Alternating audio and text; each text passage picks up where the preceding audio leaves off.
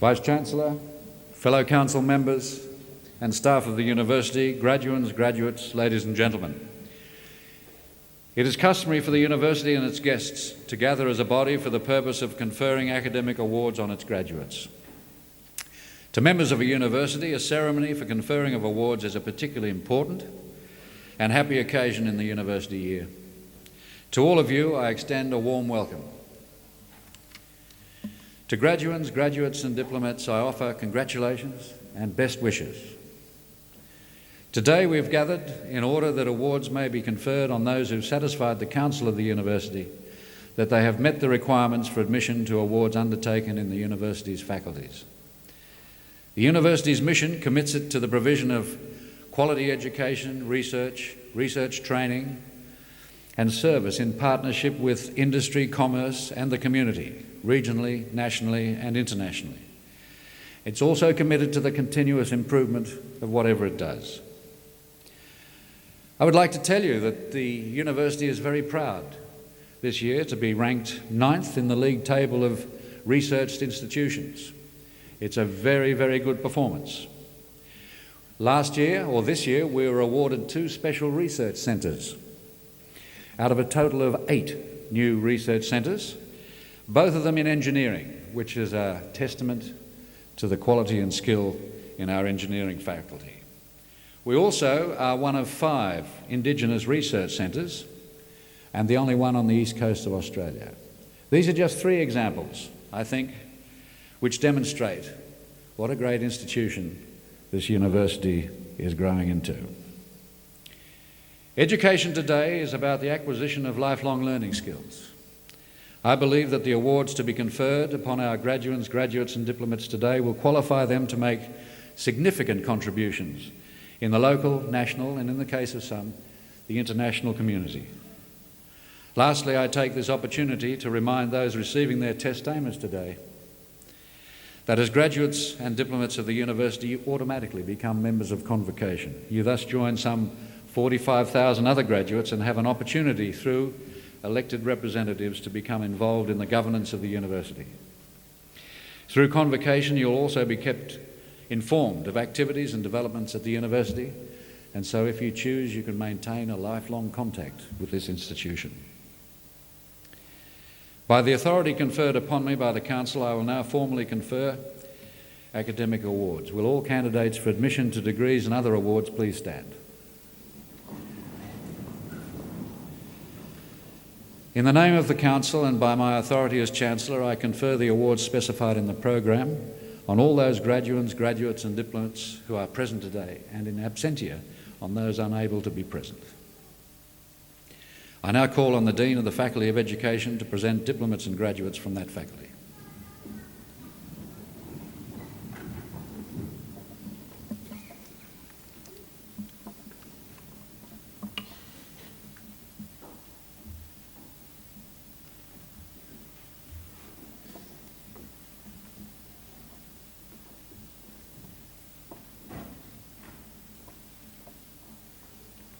Chancellor, I present to you a candidate who has satisfied the requirements for the award of the Diploma in Teaching in the Specialisation of Early Childhood, Michael Gilray.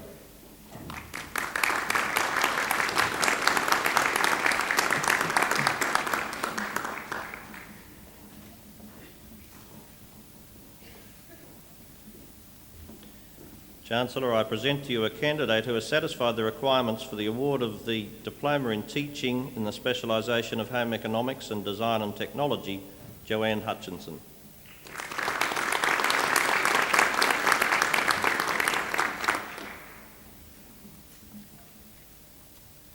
Chancellor, I present to you graduates of the degree of Bachelor of Educational Studies, Sharon Marie Hitchcock.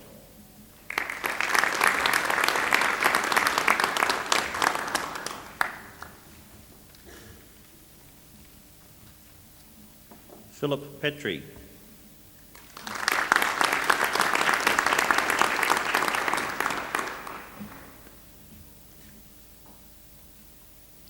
Lyle Reynolds.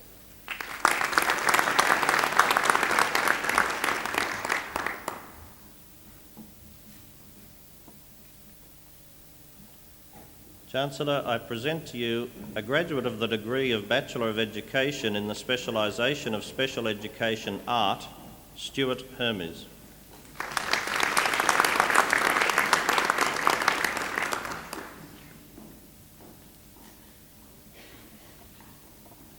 And in the degree of Bachelor of Education, Special Education, Early Childhood, Gwenda Cooper.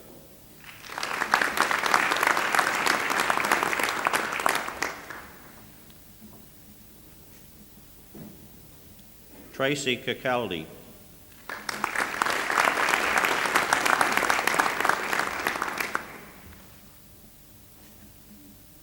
Janice Mulholland.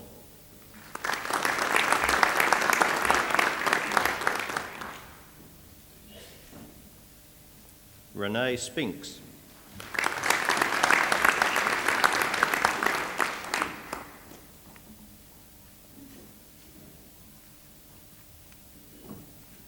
To the degree of Bachelor of Education in the specialisation of Special Education, Early Childhood Education with Honours Class 2, Division 2, Jane Nelson Howe.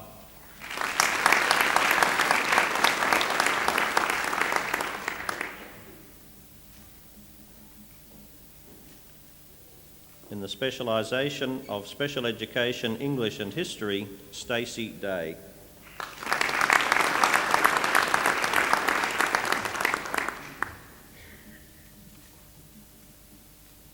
In the specialisation of Special Education, Mathematics, Belinda Skinner.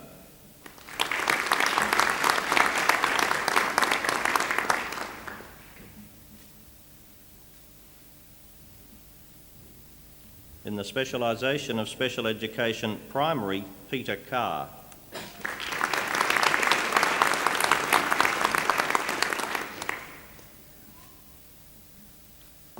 Kathleen Davey.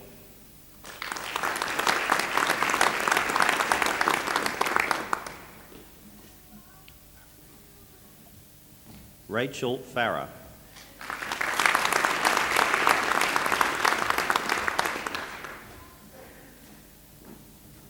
Francis Urquhart.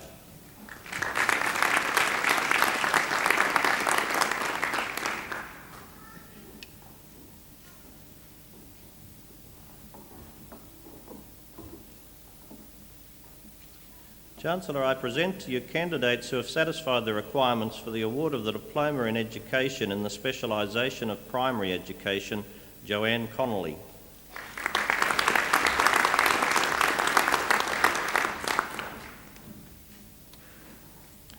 Edwina Daniel.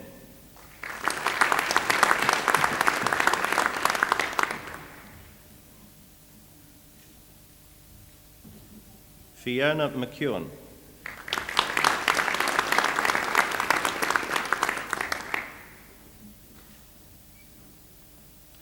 Andrew Myers.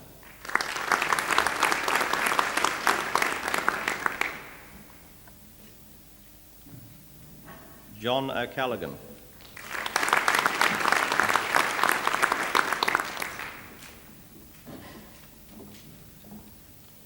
Anne O'Keefe.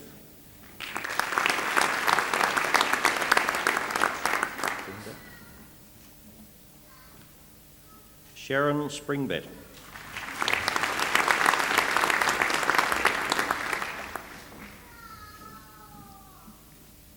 Amber Williams.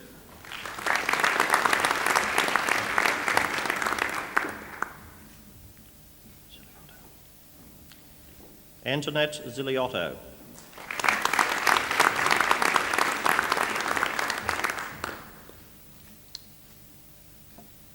Chancellor, I present to you candidates who have satisfied the requirements for the award of the Diploma in Education in the specialisation of Primary Education with merit. Juanita Bunn.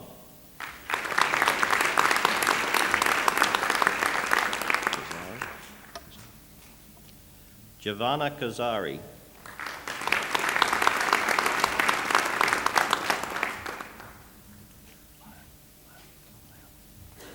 Felicity Lown.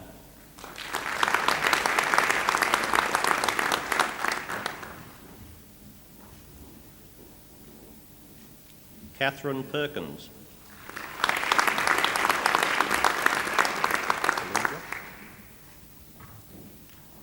Svetlana Palija.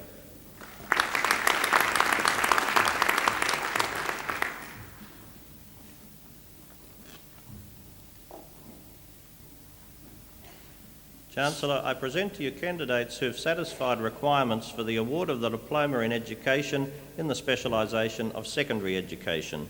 Sarah Azadi.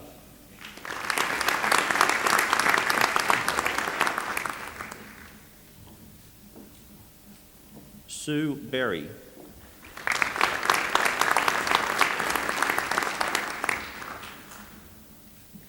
Carolina Carraro.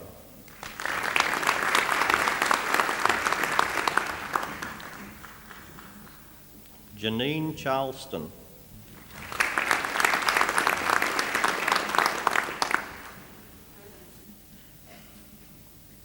Danielle Clarence.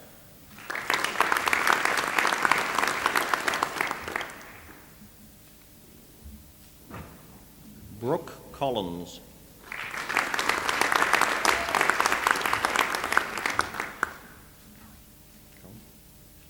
Katie Carroll.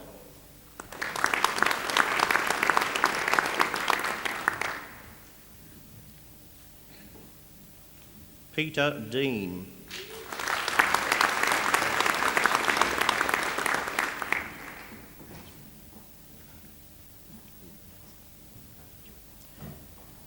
Michelle Drage.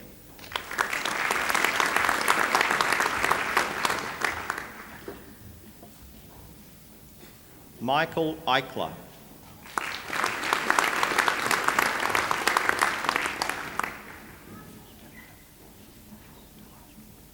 Ruba El Haj.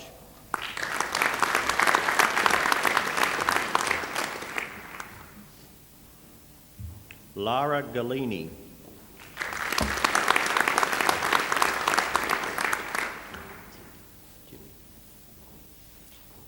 Rakina Geely.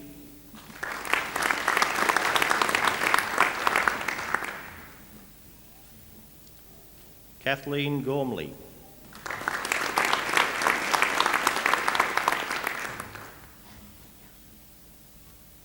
Judith Greenwood.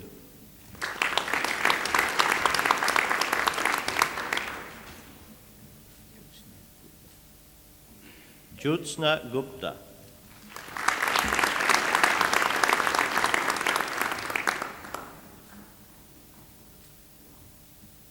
Cherie Harris.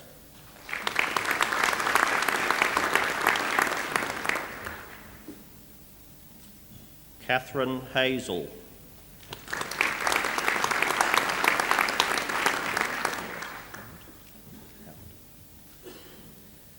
Nina Howlett.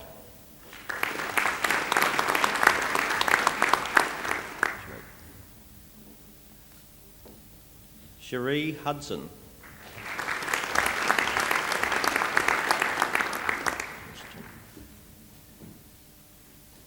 Lee Johnston.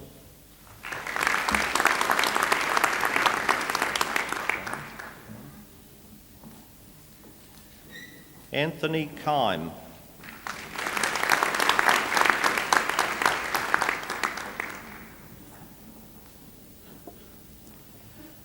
Anusha Kozvanagi.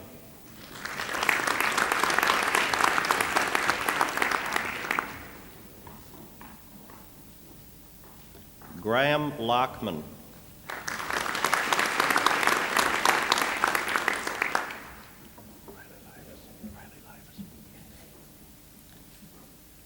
Rayleigh Lavis.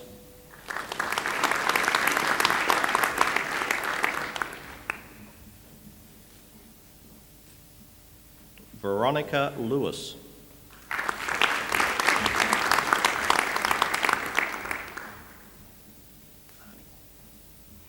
Damien Marnie.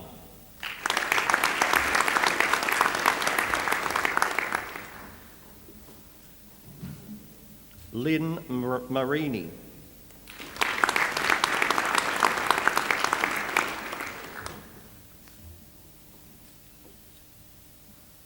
Murray Matheson.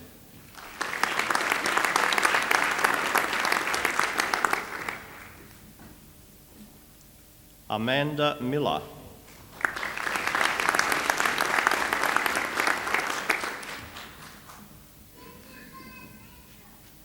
Anthony Miller.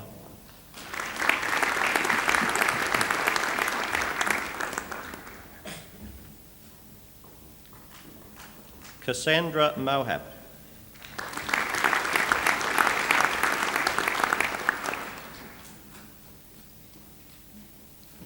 Jacinta Parmiter.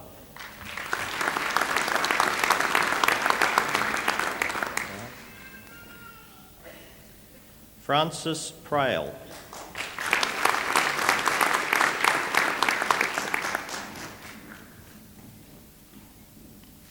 Michaela Pritchard.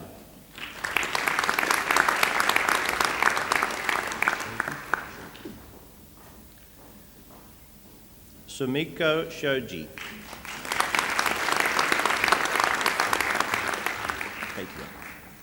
Yes.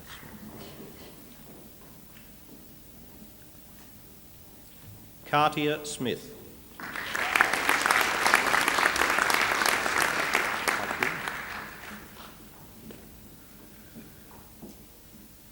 Luina Kaitu.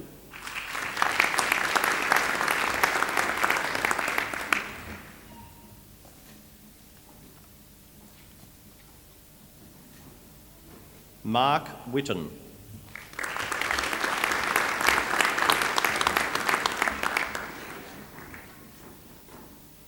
Timothea Willis.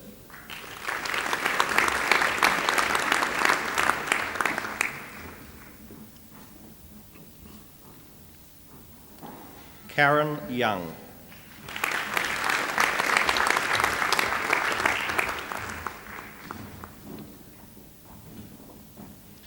Chancellor, I present to you candidates who have satisfied requirements for the award of the Diploma in Education in the Specialisation of Secondary Education with Merit. Shirley Alves.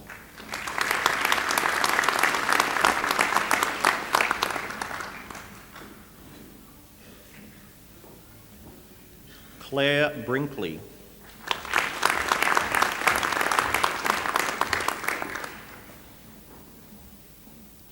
Richard Bryce.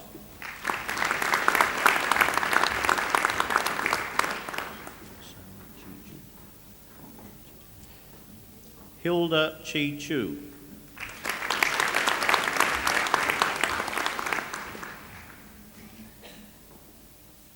Tina Cross.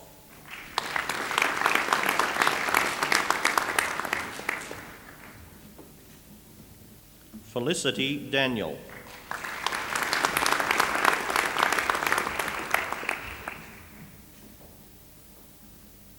Adrian Davies.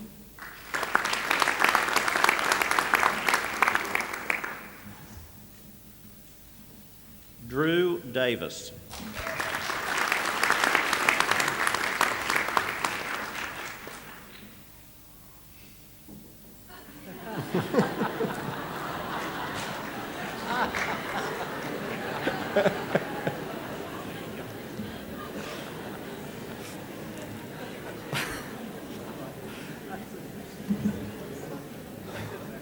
Bruce Eyre.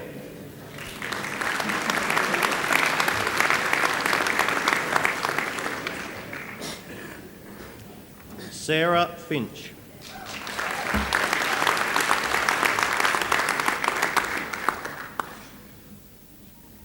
Matthew Fitzpatrick.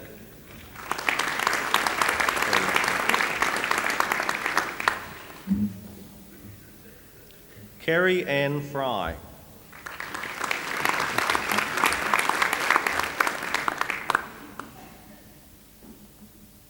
Linda Garsky.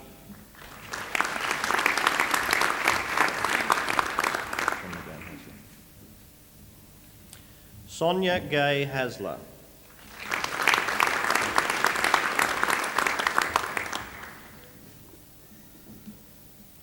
Darryl Hughes.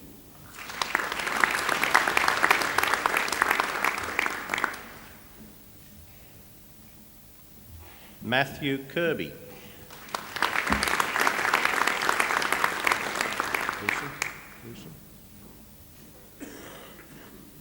David Lewsome.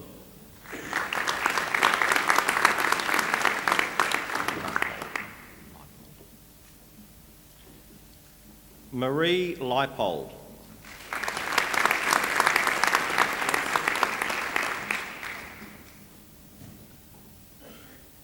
Stephen Lobsey.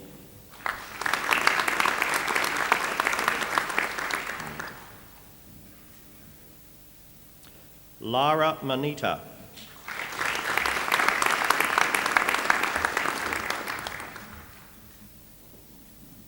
Richard May.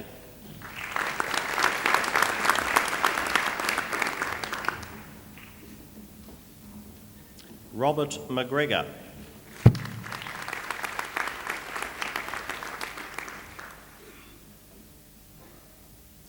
Anne Middlebrook.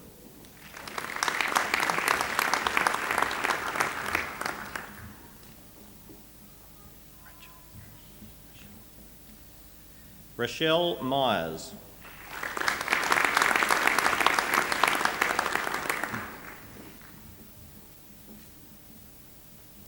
Pauline O'Grady.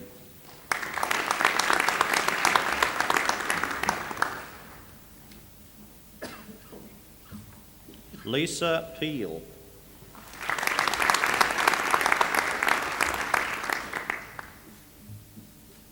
Tamara Pickett.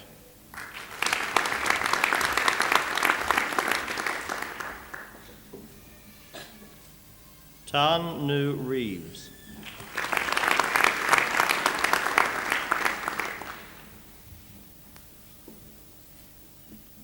Gillian Reid.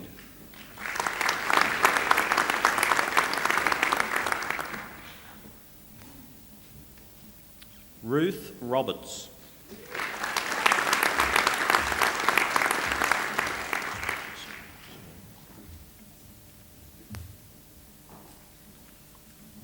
Christopher Soreen.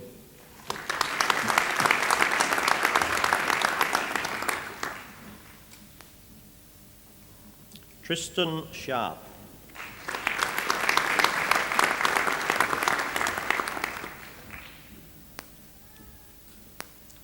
Kim Shepherd.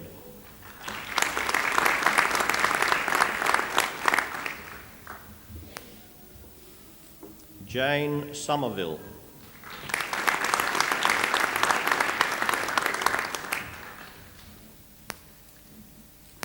Yoshitaka Tanabe.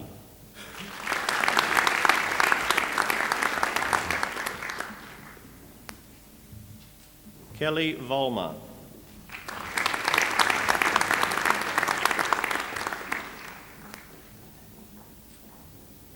Carol Watson.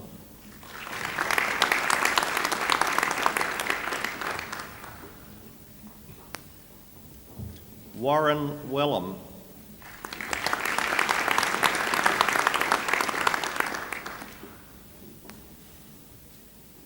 Mary Wiggins.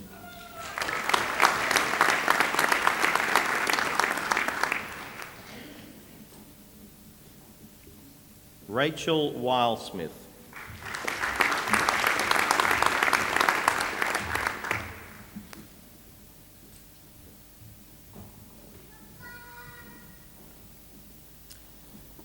Chancellor, I present to you candidates who have satisfied the requirements for the award of the Graduate Certificate in Educational Studies, Special Education, Deirdre Chappell.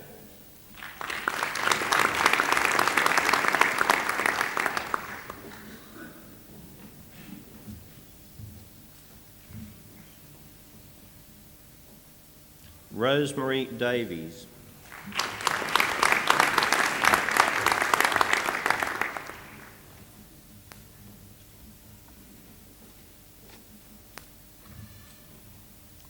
Sharon McFarlane.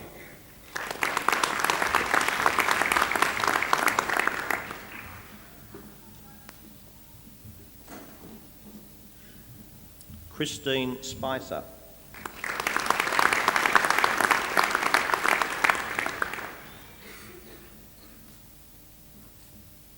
Chancellor, I present to you candidates who have satisfied the requirements for the award of the Graduate Certificate in Educational Studies, Special Education, with merit, Lisa Gibson.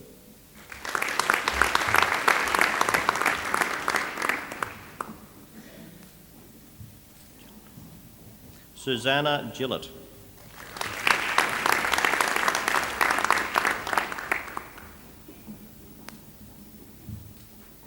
Sylvia Jones.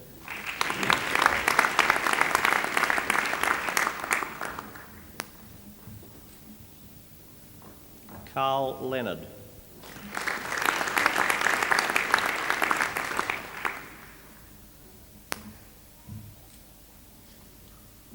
Leonie Rushworth.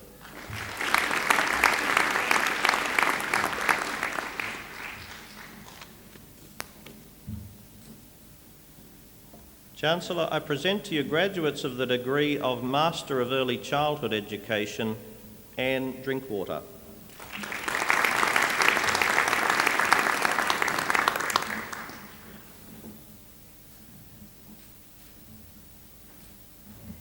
Elva Fitzgibbon.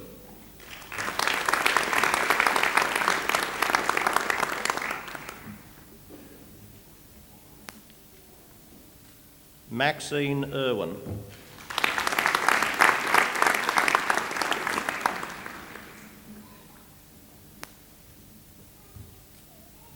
Lisa Moss.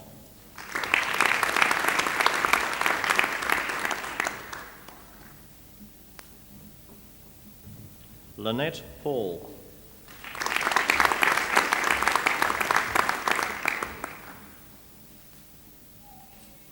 Catherine Simpson.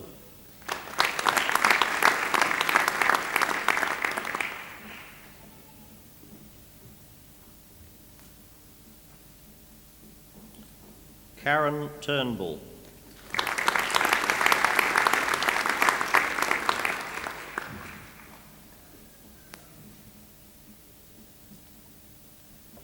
Chancellor, I present to you graduates of the degree of Master of Educational Studies, Flora McCann.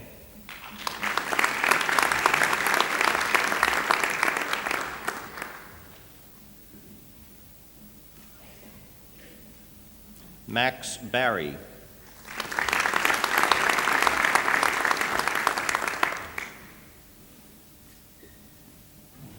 Jill Campbell.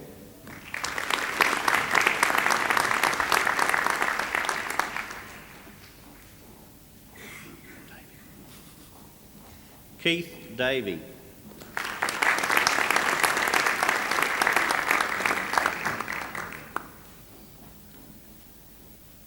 Tami Gomio.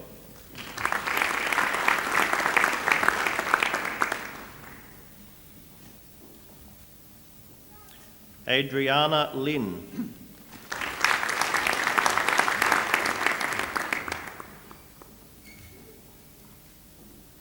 Catherine Martin.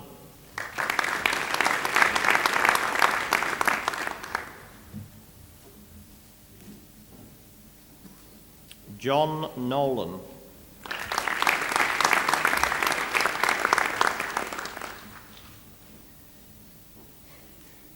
Gary Russell.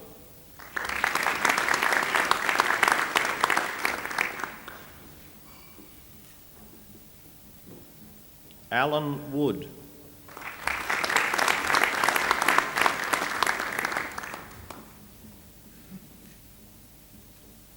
Fiona Walsh.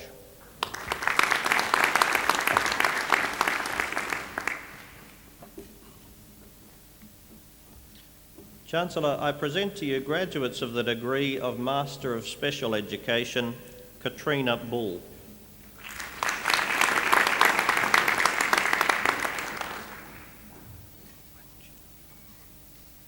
Hyen Jin Choi.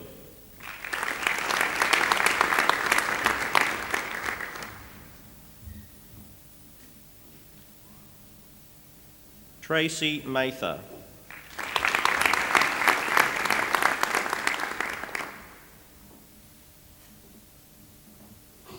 Duncan McCubbin.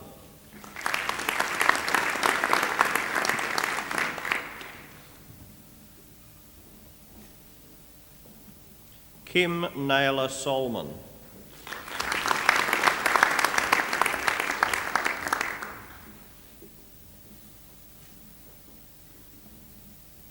Erica Polden.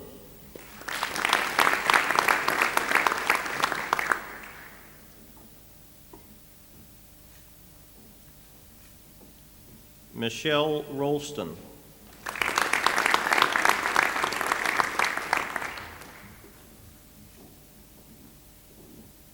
Susan Smith.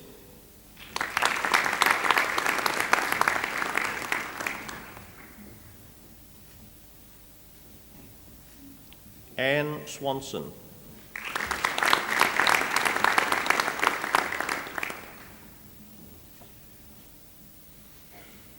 Bronwyn Thomas.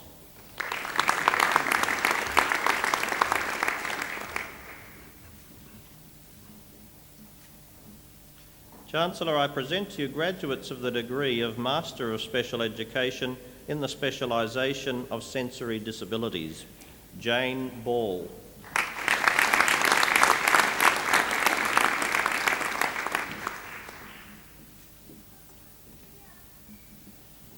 Carolyn Burowski.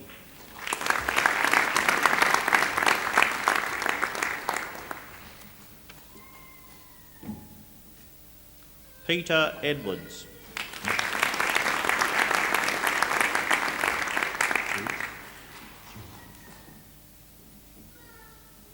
Michelle G.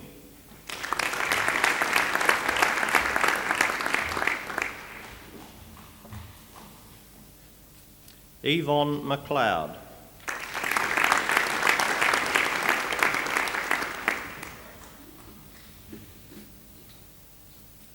Robin Moore.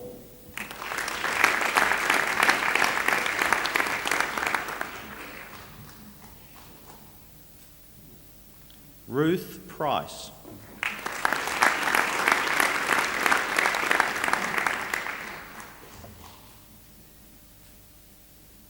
Patricia Smith.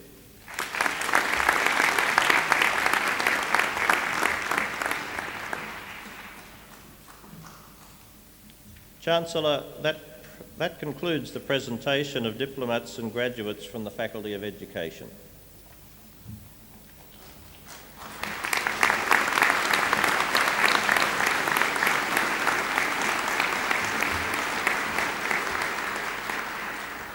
I call on the Pro-Vice-Chancellor Academic and President of the Academic Senate to present Doctor of Philosophy degree candidates. Chancellor, the degree of Doctor of Philosophy is awarded to a graduate who has successfully completed a program of prescribed study, principally by research.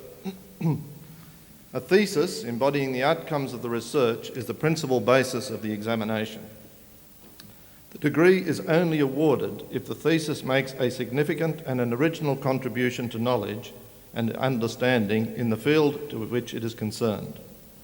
Today, the University is proud to honour Doctor of Philosophy graduates who have satisfied these rigorous criteria for the award of their degree. Chancellor, I present to you David Gordon Arthur.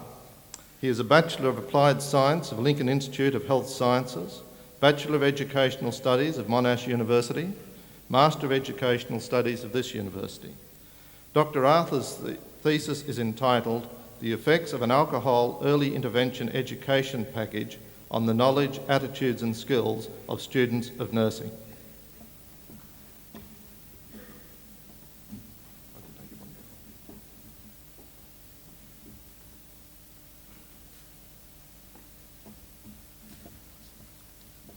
Dr. Arthur.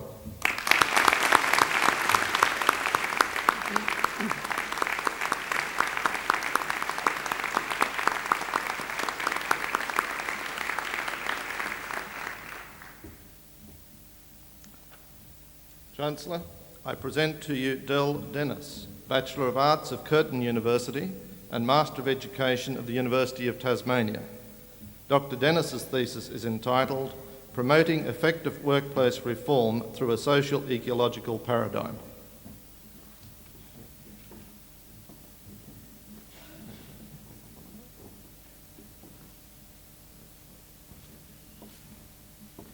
Dr. Dennis.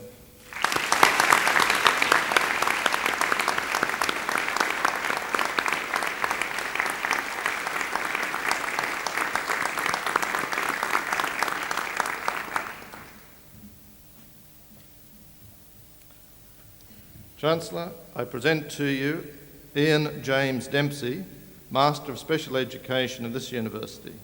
Dr. Dempsey's thesis is entitled Perceived Parental Empowerment and Enabling Staff Practices in Community Disability Services.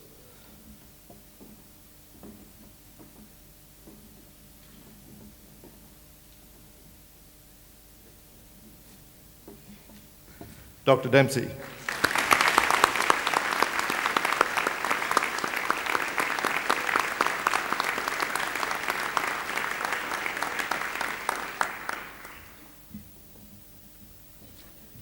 Chancellor, I present to you Margaret Elizabeth Lang, Bachelor of Arts and Master of Educational Studies of this university. Dr. Lang's thesis is entitled Promoting Quality Teaching and Learning, Perceptions of the Role of Advanced Skills Teachers.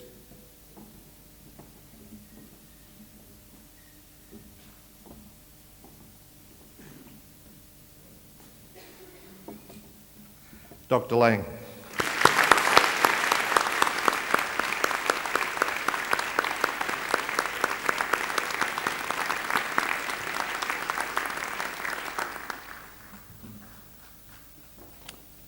Chancellor, I present to you Thomas James Lowry, Master of Education of the University of Wollongong. Dr. Lowry's thesis is entitled Visual Imagery in Primary School Mathematics.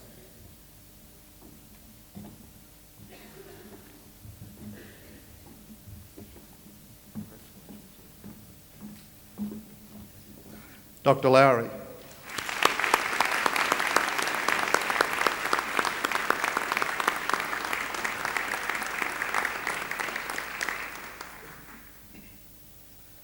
Chancellor, I present to you Kerry William Thompson, Bachelor of Educational Studies and Master of Education of this university.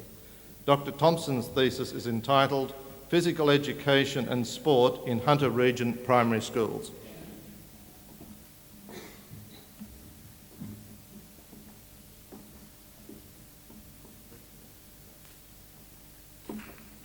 Dr. Thompson.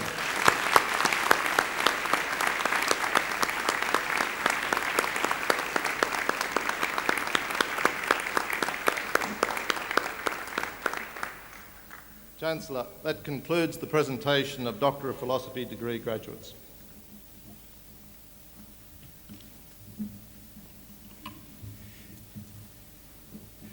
Ladies and gentlemen, we will now have a musical interlude presented by the Faculty of Music's Chamber Orchestra. They will play the first and third movements of Bach's Brandenburg Concerto No. 3.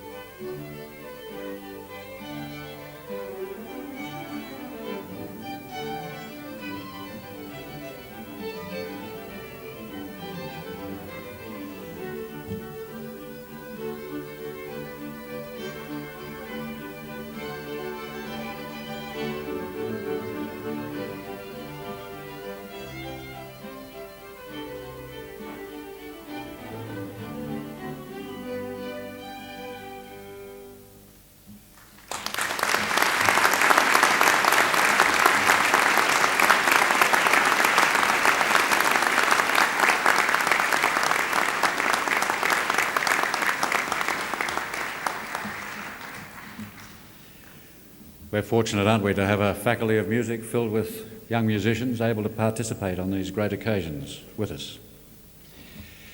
It's my pleasure now to introduce our occasional speaker, Mr. John Berryman. He joined the Royal New South Wales Institute for Deaf and Blind Children in 1978, became the Institute's Chief Executive in 1985, and has been leader of that institute ever since. The Royal New South Wales Institute for Deaf and Blind Children is a long-established charitable organisation which provides special education to children with hearing impairment and/or vision impairment. Since Mr. Berryman's appointment as Chief Executive, the Institute has broadened considerably in its range of services and has established a number of new facilities in Sydney and in the Hunter region. The Institute now conducts 3 schools, 4 preschools and a range of integration support and ancillary programs. In addition, Renwick College was established in 1991 in affiliation with the University of Newcastle as a centre for research and studies in sensory disability. In 1994, the college commenced a master's degree course in special education, specialising in sensory disability. Ladies and gentlemen, would you please welcome Mr. John Berryman.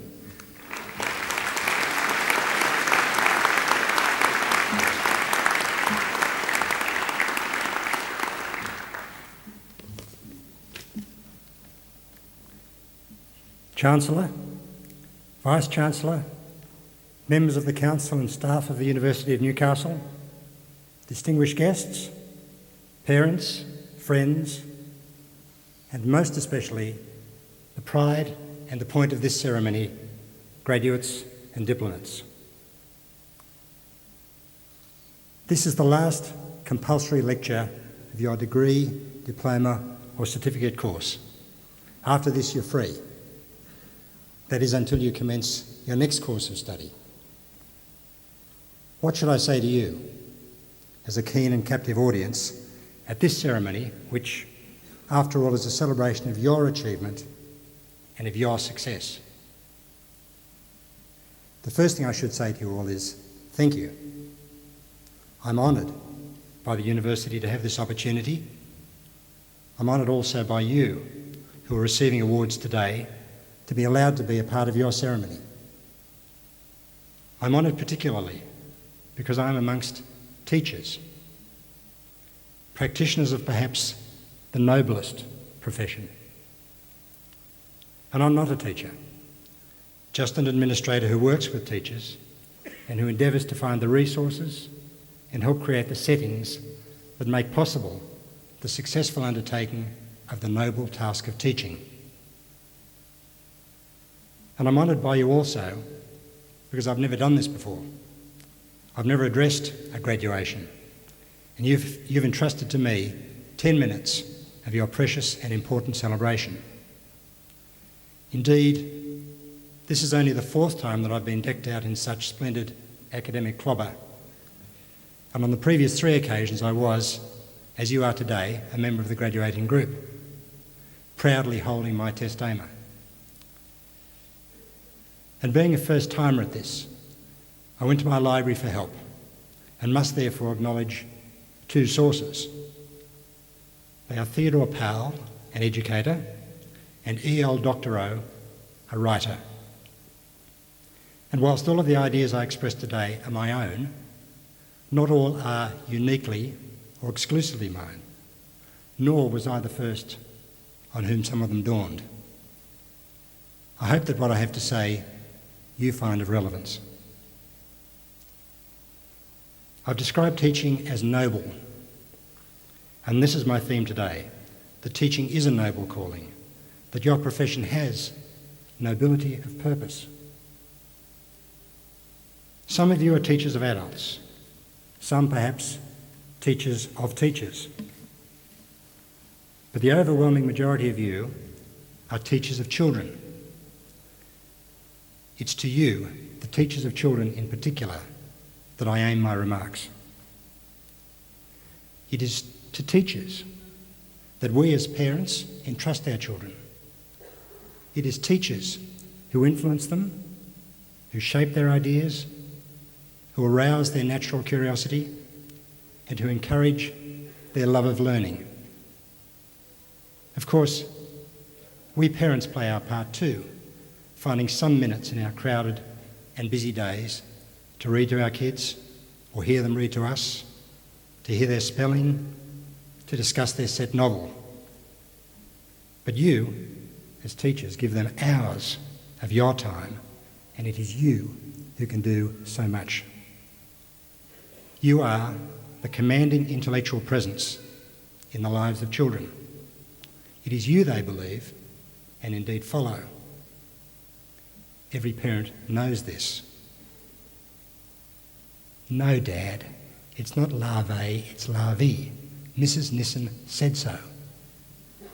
No, Dad, it's chrysalis, not cocoon. Miss Morrow said so. And later, come off it, Dad. Mr. Mannix smokes, why shouldn't I? It's you who, as teachers, must find the right balance. On the one hand, you need to impose some order and regularity in the classroom. On the other hand, you wish not to inhibit your students' imagination or destroy their curiosity. It is you who must lead kids beyond knowing, to understanding, beyond being educated, to having the ability to reason. And shaping, in this way, the lives of individual children, you are shaping our society, our country, and our future. It is very important work that you do. There is no work that I can imagine that is more important. And holding this view as I do, I express two opinions. With one, you will no doubt agree. With the other, you may not. The first opinion I offer is that teachers should be paid more highly.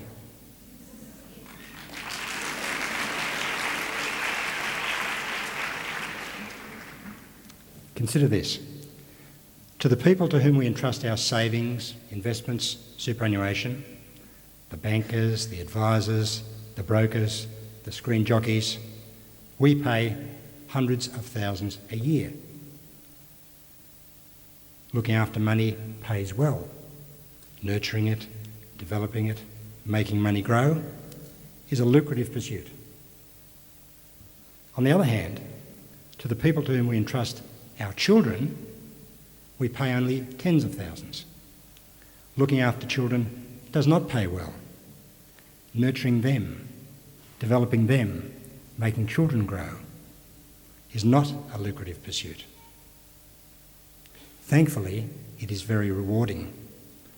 But it should be seen as society's investment, not society's cost. If it were, society would pay more for teaching, and I, for one, believe it should. The second opinion I wish to express is a corollary to the first. It is that teachers get too much vacation. The work is too important not to have more of the year devoted to it.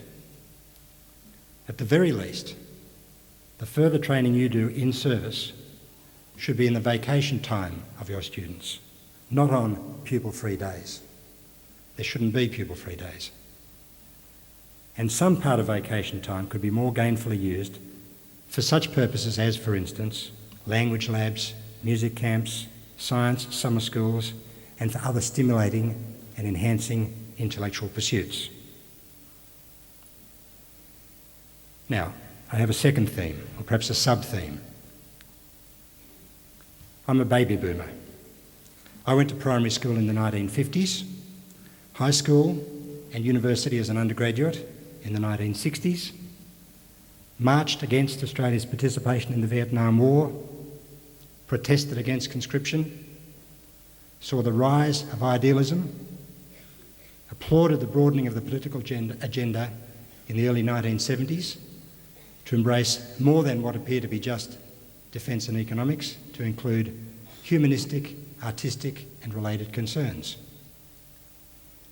With that background, and from that perspective, we baby boomers today see a world growing ever more conservative.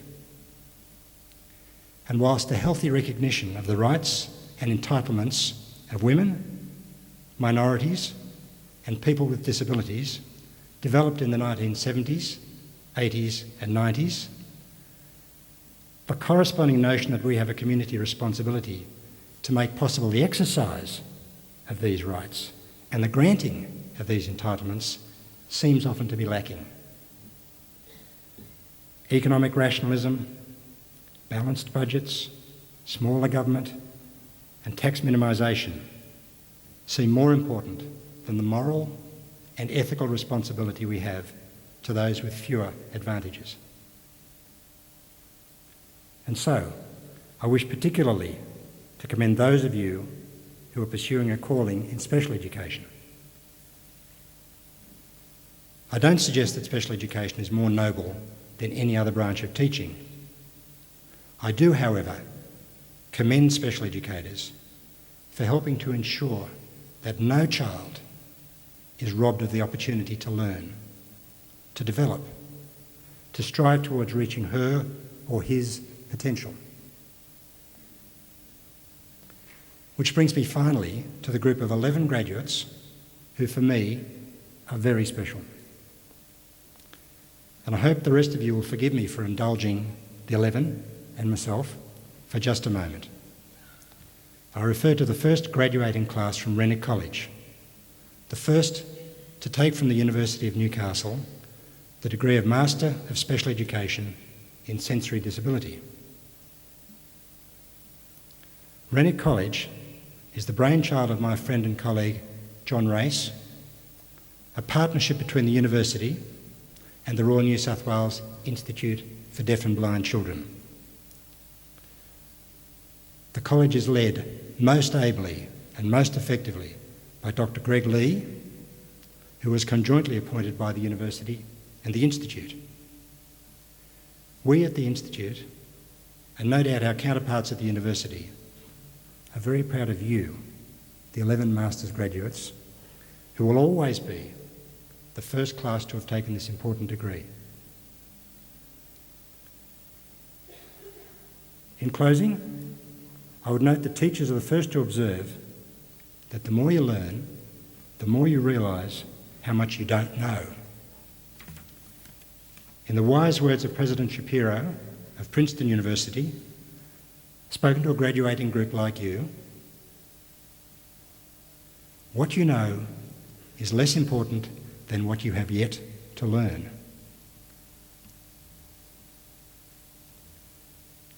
Perhaps, though, on this your special occasion, we should set aside these humbling thoughts, however briefly.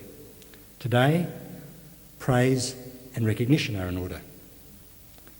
To all of you who have today received an award, who have toiled long and hard, contemplated, considered, read, discussed and debated, postulated, suggested, spoken and written, satisfied your professors' demands, to you I say congratulations. Your families are proud of you, your teachers are proud of you, the University of Newcastle is proud of you. You have every right today to be proud of each other and to be proud of yourselves.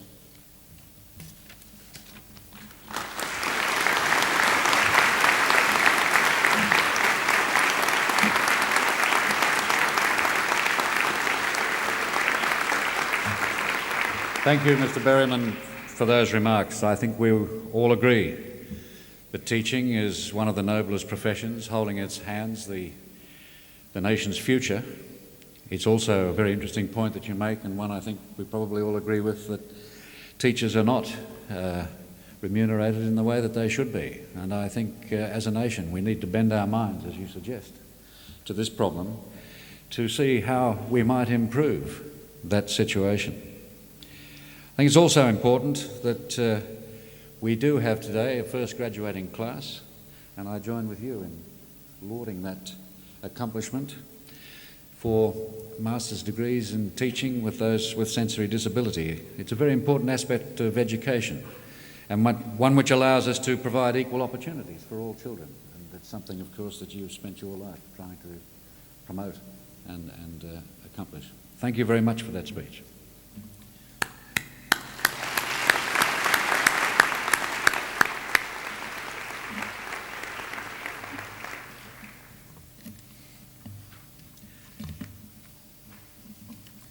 I'd now like to call on Dr. Del Dennis to speak on behalf of the graduates.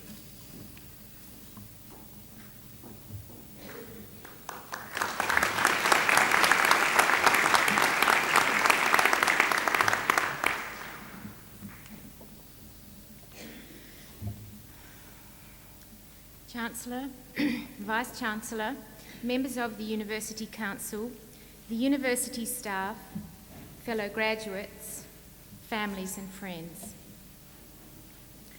Recently, I attended a lunchtime seminar where the topic for discussion was pathways of learning. The researchers were working on a longitudinal study which tracked the progress of a group of Victorian students over a number of years. The research revealed that the pathways, or the linear model of education, appeared to be too restricting, and they preferred instead to use what was called a pattern model for student progress. They said that young people tended to weave patterns drawing from a range of informal learning, structured learning, and work experience, because many of them were involved in some form of work as well as studying. The researchers found that the young people tend to weave patterns of meaning from these experiences, and they saw the combined experience as preparation for their longer-term career destiny, even if they had not yet decided what that destiny may be. Initially, I thought this sounded feasible, but then decided that even the notion of patterns was perhaps too restricting because it implied a sense of symmetry or a pleasing result. Yet ongoing education and life's progress is not always like that.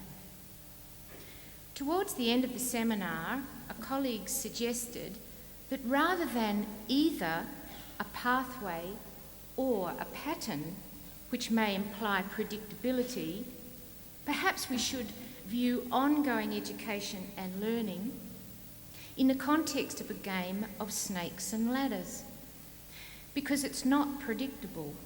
Rather, snakes and ladders is up and down, it's a cross, and it has the added dimension of uncertainty. Now I'd like you to imagine a game of snakes and ladders.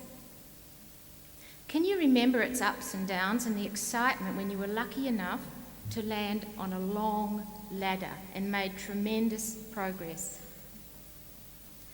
I'm not sure if this game could compete with the sophisticated intergalactic computer games of today, but I remember that even though it could be fun, the rules made it quite frustrating at times, much the same as life's progress. So how clever of my colleague to propose such a succinct and graphic analogy. Today, at this graduation ceremony, there are 21 different streams of education specialty represented amongst my fellow graduates. There are those who are ready now to pursue careers in traditional educational settings, such as schools and TAFEs sectors. Or maybe they are already working in those sectors and have just completed a postgraduate award. But there are also graduates amongst you who are pursuing careers and work opportunities in increasingly diverse educational settings, such as community-based settings and workplace settings. Whatever their chosen career path, each one of these graduates is participating in their own journey of ongoing or lifelong education. My own journey in reaching this ceremony today involved a rather late start in the formal sense, when at the age of 29, I enrolled in an associate diploma in health education through distance mode as I lived 400 kilometres from the nearest institution. 4 years later I graduated, but soon realised that would not be enough in the way of qualifications. So I enrolled in a social science degree, again through distance education. After having successfully completed the degree course, I then enrolled in a Master of Education program, this time through mixed mode of summer school and distance education. Finally, I commenced my doctoral studies through the Faculty of Education here at Newcastle. I completed the first 3 years of that study in remote parts of the Northern Territory, where I worked. In 1995, I moved to Newcastle to undertake my final year of studies here on campus. Thus, in effect, my last year of doctoral studies was in fact my first year of on-campus study. This journey has been a great adventure. During the 16 years of study, I made one substantial career path move. I lived and worked in 3 different states, as well as living and working in both the Northern Territory and the ACT. In essence, it has been, and continues to be, a challenging and adventurous game of snakes and ladders for me. A career path or sense of purpose has emerged, and whilst I may have reached the end of the formal educational process, I am certain there are still more snakes and many more ladders to encounter.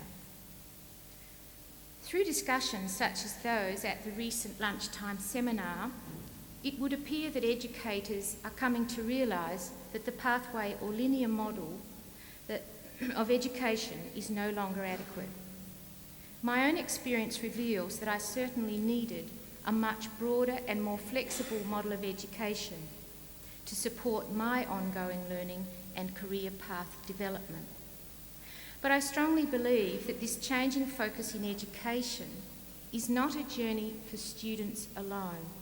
It is also a journey for educational institutions to ensure that their culture or their way of doing things is in tune with the broader community, and that they are responsive and flexible enough to effectively meet the needs of their broadening client base.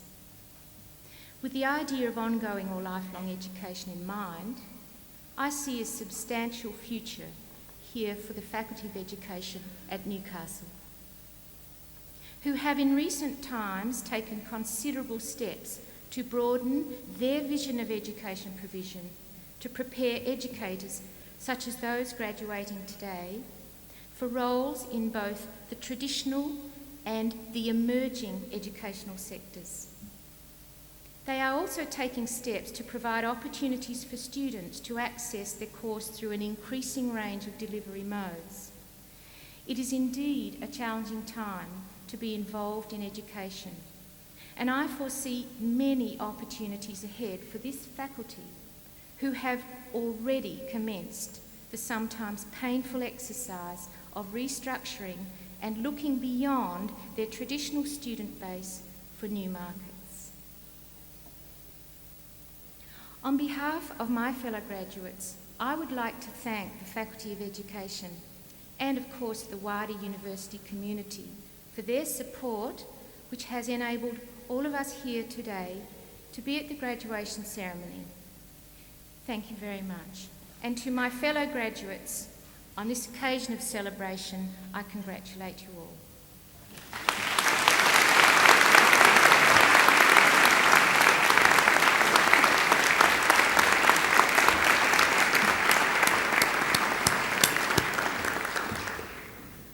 Dr. Del Dennis, thank you very much for that speech. You paint, I think, for everybody here, an exciting picture for educators in the future. And it's interesting to see somebody who attains status of a PhD and spends only her last year in an institution such as the University of Newcastle. Congratulations to you personally, and good luck to everyone here who's graduated today. With that, I'd like to declare this ceremony closed, and may I invite all present to join us for refreshments which will be provided by the University Union. and served in the marquee at the rear of the Great Hall.